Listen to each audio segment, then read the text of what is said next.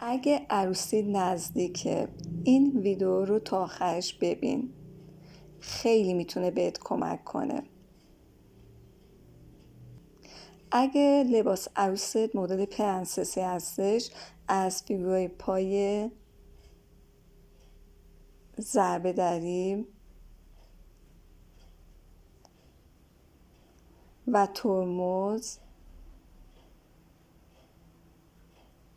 و کراس بک استفاده کن.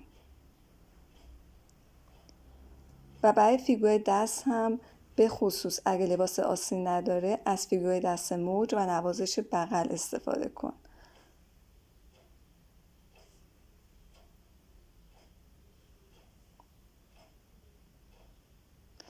و برای چرخش هم، چون تو چرخش آزادی عملی بیشتری داری، روی دو جهت عقبه ساعت یعنی 12 به 6 و از 6 به 12 با 2 حرکت مستقیم این کار انجام بده.